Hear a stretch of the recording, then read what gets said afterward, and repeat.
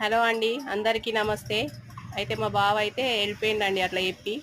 ఒకరోజు అయితే మా నాన్న బాగా తిట్టిండు నన్ను. దేనికోసం అయితే మొత్తానికి తిట్టిండు. తిడితే నేను అన్నం తినలేదండి. నేను ఎక్కువ మా నాన్న పైననే గారాబంగా ఉండేదాన్ని. అయితే 3 రోజుల వరకు మా నాన్నతో మాట్లాడలేదు, అన్నం తినలేదు. మా నాన్న డ్యూటీ పోయేసి వచ్చి అయితే తిను, అన్నం తిను, లేకపోతే చచ్చిపోతావు అని అన్నాడండి. నవ్వుకుంటా అన్నాడు. అట్లా అంటే నేనన్నా చచ్చిపోతే నిమ్మలంగా ఉందువు తిను అని చెప్పేసి అని నేనన్నా. అంటే నేను నిన్ను ఇంత అల్లారు ముద్దుగా చూసుకున్నా. నువ్వు అసలు ఒక క్షణం టీవీ లేకపోతే ఉండవు. ఒక క్షణము ఫ్యాన్ లేకపోతే ఉండవు.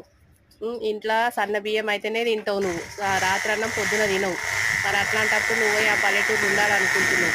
మరి ఎట్లా అనుకుంటున్నావు నువ్వు అంటే, ఏమో అండి, నాకైతే అప్పుడు తెలిసి తెలియకుండా అయితే ఈ మాట అన్నా. ఇష్టమైతే ఏదైనా భరించవచ్చు అని అన్నా. ప్లీజ్ ఫ్రెండ్స్, నా ఛానల్ ఎవరు సబ్స్క్రైబ్ చేసుకుంటలేరండి. నా స్టోరీ కనుక నచ్చితే కంపల్సరీ సబ్స్క్రైబ్ చేసుకోండి ఫ్రెండ్స్. ఓకేనా? బాయ్.